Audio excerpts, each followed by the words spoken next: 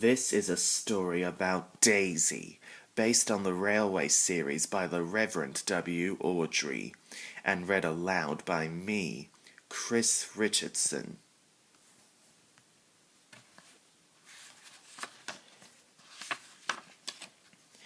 This is a story about Daisy, the diesel rail car. She worked at my station while Thomas was being repaired. She was bossy and thought she always knew best, but she soon learned not to be so bullish. One day when Thomas was being repaired, the Fat Controller brought Daisy to work at the station. "Look at me," she said to the passengers.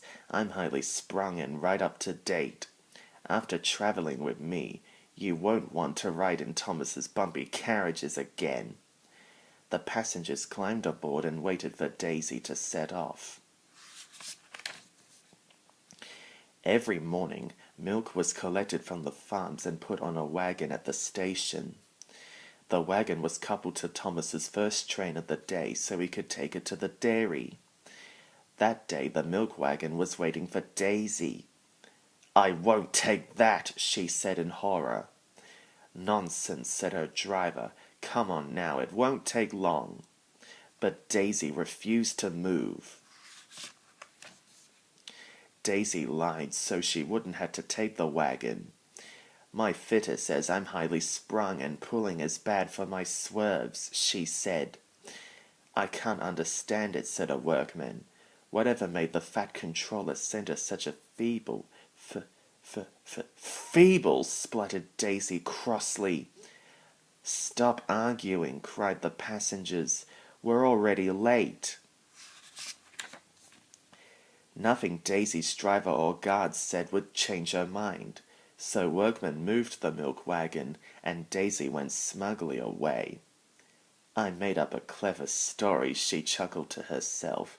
"Now I can do the jobs I want to do, and no more." When Toby came to the station, he was surprised to see the milk wagon there. "Daisy's left the milk," Percy said crossly. "Now I'll have to make a special journey with it, and I'm already late for the quarry." "Why don't I take the milk to the dairy and you fetch my quarry trucks?" Toby said. "That way we can both save time." It was agreed, and both engines set off. A little later, Toby met Daisy at a junction. She laughed at his side plates and cowcatchers. Toby explained that he had them to stop animals being hurt if they got onto the track in front of him. "You're just scared," Daisy said rudely. "If I see an animal on the track, I'll toot and it will move." "I'm not scared," Toby replied calmly, "and they won't just move if you toot." "They will for me," said Daisy proudly. When Daisy reached the next station, a policeman waved for her to stop. "Champion the Bull is on the track," he said. "Please move him along to the farmer." "I'll show Toby how to manage animals," Daisy said to her driver. But she was about to be surprised.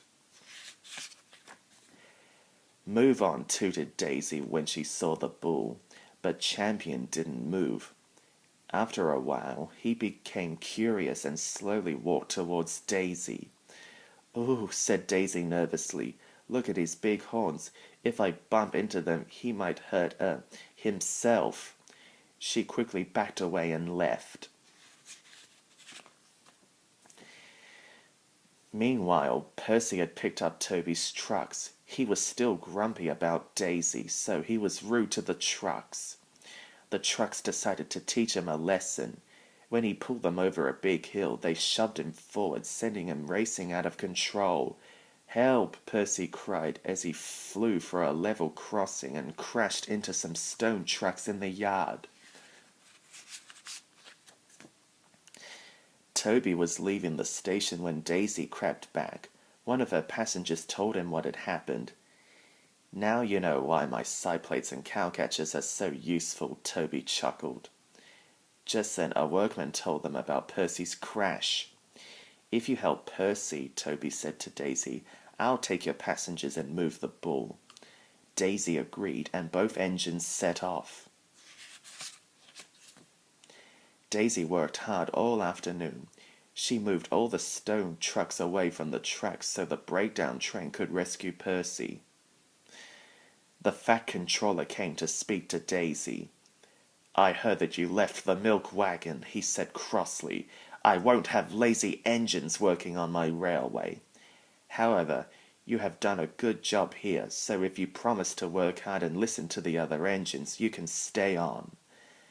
"Thank you, sir," said Daisy humbly.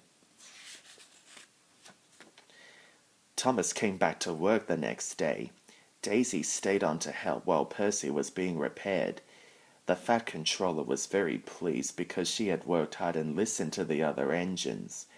Daisy became good friends with the engines, and sometimes she even delivered the milk wagon for Thomas.